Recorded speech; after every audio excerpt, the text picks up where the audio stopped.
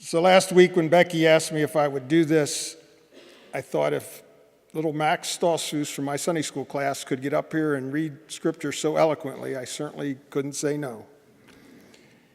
I am so grateful to my Heavenly Father that I could stand up and walk to this podium. The story I'm about to tell you will explain why. When I was 10 years old, my parents were missionaries in Belize, Central America. One weekend, we traveled to a small Indian village named San Felipe. After church on Sunday, my brother and I borrowed some horses from the locals and went for a ride. We decided to race our horses down the main road that led to the village. Well, my horse and I, we won the race, but in the process, the stirrup strap tore and I lost my balance. My horse ran me into the post that held the sign that says, "Welcome to San Felipe." Initially, I was unconscious, but we soon realized I had a serious back injury. After a 5-hour drive to the nearest hospital in Belize City, my parents were given the bad news. 3 vertebrae in my lower back were completely crushed. The doctor said I would not walk again, but be confined to a wheelchair. They mentioned to my parents that the doctors in Mexico and the U.S. might have better options for me. So 24 hours after receiving that news, our family of 5 boarded a plane for Philadelphia. After an ambulance ride from the airport, I arrived at Lancaster General Hospital. A few days later, 2 of the best surgeons in the area operated on my back. They found that my spinal cord was not severed, but severely pinched. They fused the 3 vertebrae together and were hopeful that I would walk again.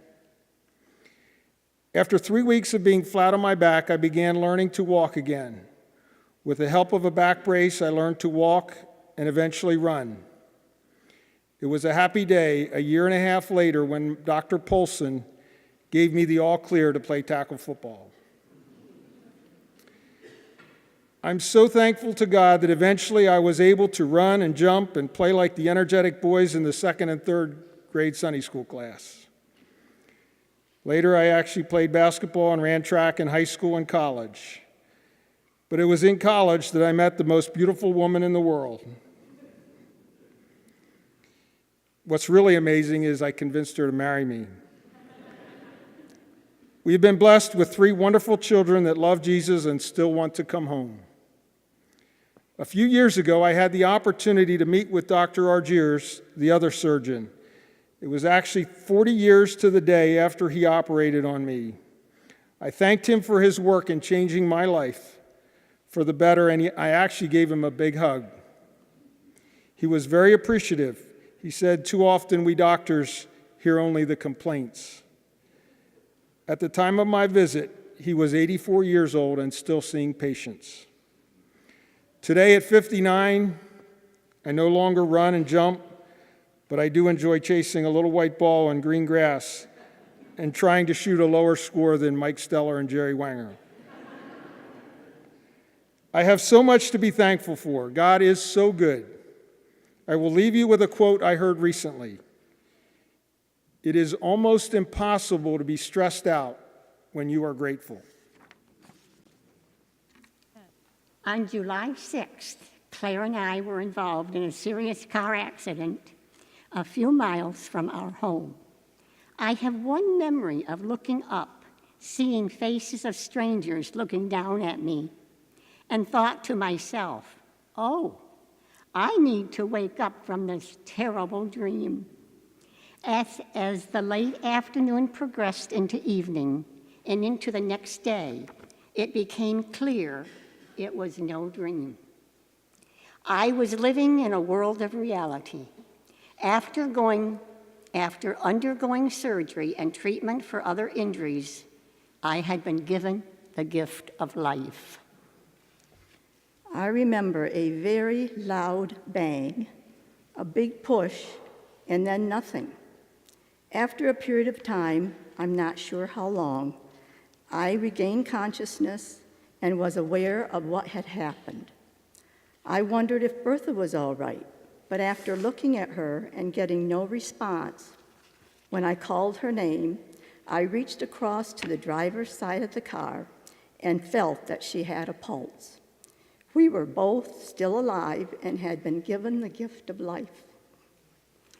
Nana Sue was at the trauma center and in conversation with Hunter, who was at a church conference in Florida, keeping him informed and ministering to our family during those uncertain hours of tests, surgery, and treatment. We were patients at Lancashire General Hospital for approximately a week, and the next 2 weeks at rehabilitation facilities. This was the beginning of the gifts of time from so many people. After those weeks of hospitalization and therapy, Bertha and I were still recovering and not able to live alone in the home we share.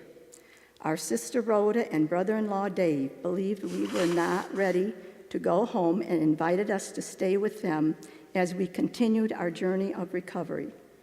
Those 3 weeks are filled with treasured moments and caring hospitality. Then after 38 days, we were home. The gifts of time was and continues to be manifested, not only with our biological family, but you, our church family, neighbors, and friends who have generously gifted us with cards, phone calls, floral arrangements, visits, meals, transportation, encouragement, love, and prayers. Third, we have been given the gifts of prayer and God's presence. The heading on a card we received states, "You're never alone."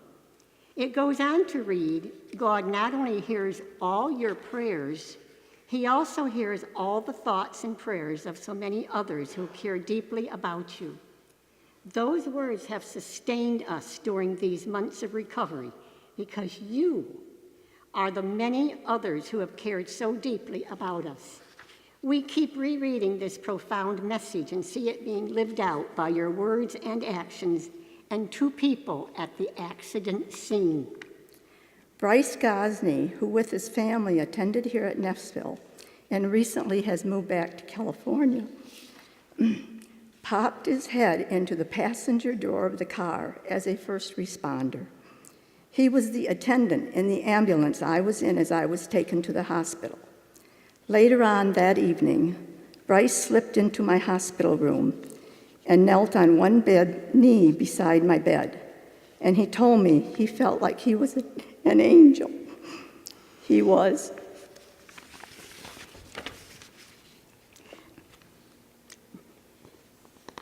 My ambulance driver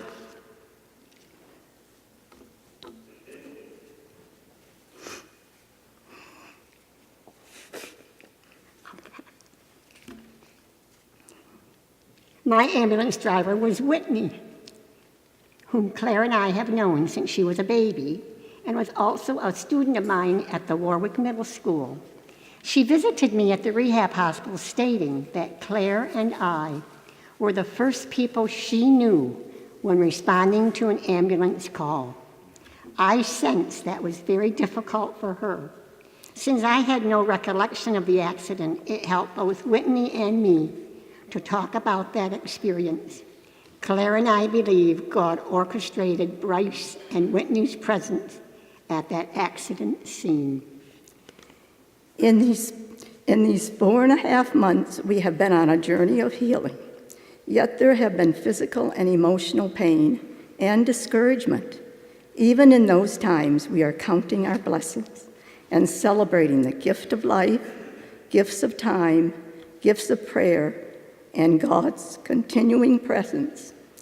Helen Steiner Rice states, "Help us to remember that the key to life and living is to make each prayer a prayer of thanks, and every day, thanksgiving."